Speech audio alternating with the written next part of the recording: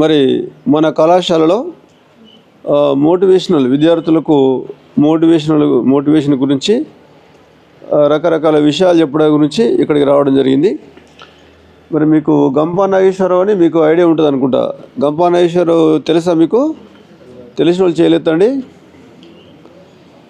మరి అల్లు అర్జున్ తెలుసా? ఇది ఈ కాలం అంటే అర్థమైందా? నిన్న ఆయన కమిషనర్ ఆఫ్ పోలీస్ చెప్తున్నాడు, ఇది నువ్వు ఏమి సినిమా తీస్తున్నావు, ఏం పనికి వస్తుంది, ఏదో పెద్ద ఎగురుతున్నావు దూకుతున్నావు అని ఏదో ఇష్యూ అయింది కదా. కాబట్టి ఆ అల్లు అర్జున్ సినిమాలు చూసి మీరేం ఒరగబెట్టేది ఏం లేదు. అర్థమైందా? టైం వేస్టు, డబ్బులు ఖర్చు. కాబట్టి మీకు గంపా నాగేశ్వరరావు మరి విద్యార్థులకు తర్వాత ఇంకా సమాజంలోని అన్ని రకాల వర్గాల వాళ్ళకు కూడా తను ఎన్నో విషయాలు చెప్పడం జరుగుతుంది. ఇప్పుడు విద్యార్థులకు డిసిప్లిన్ లేదు. అర్థమైందా? ఇప్పుడు మాకు కూడా మోటివేషన్ క్లాసులు చెప్పాలి ఉంటుంది, కానీ వీళ్ళు అసలు వినుడు కూడా లేదు సార్. వీళ్ళు సబ్జెక్ట్ లేదు సరే చదువుతలేరు అట్లా. కాబట్టి సరే ఇక్కడ ఏంటంటే స్టూడెంట్స్కు నిన్న ఒక ఆయన అంటున్నాడు, ఈ సెల్ ఫోన్ వాడుతున్నాం కదా, సెల్ ఫోన్తో క్యాన్సర్. మన గంపా నాగేశ్వరరావు ఏమంటుందంటే, ఈ సెల్ ఫోన్లు మనం కొనేటప్పుడు అది వస్తుంది క్యాట్లాగ్, అది వస్తుంది కదా, ఒకటి పేపర్ వస్తుంది అలా ఇన్ఫర్మేషన్, అందులో ఉంటుంది అటు ఏమనంటే సెల్ ఫోన్ ద్వారా క్యాన్సర్ వస్తుంది అంటే క్యాన్సర్ కణాలు పెరుగుతాయి. అర్థమైందా? అలా అలానే ఉంటుందంట. అసలు చదివిరా అంటుండు.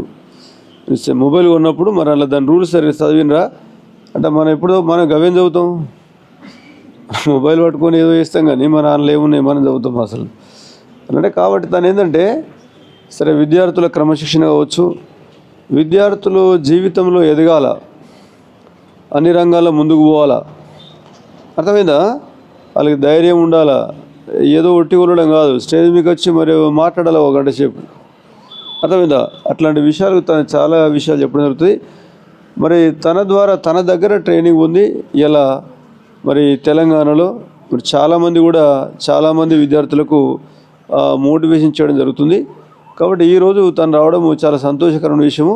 కాబట్టి తను చెప్పిన మరి అందరు వినాలి. మరి సంతోషం సార్.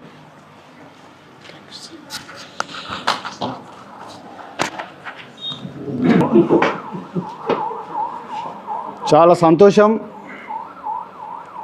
శుభ మధ్యాహ్నం అందరికీ. రెస్పాన్స్ మీరు యాక్టివ్గా ఉండాలి, జాగ్రత్తగా వినాలి. నా కండిషన్ ఏంటంటే క్లాస్ అయిపోయేదాకా మీరు కాలేజీలలో స్కూళ్ళల్లో విన్నరు బుక్కులు విషయంలో. ఇప్పుడు మనము జీవిత పాఠాలు, గుణపాఠాలు, మనం లైఫ్లో సక్సెస్ కావడానికి ఏం చేస్తే మనం సక్సెస్ అవుతామో ఆ విషయం మాట్లాడటానికి మీ దగ్గరికి వచ్చిన. అయితే ఇప్పటికీ ఒక 36,000 మందికి స్టూడెంట్కు 10th పిల్లలకి మోటివేషన్ నేను అందించిన. నా పేరు రఘు. మీరు జాగ్రత్తగా వినండి. మీ టర్నింగ్ పాయింట్ నేర్చుకోవాలి.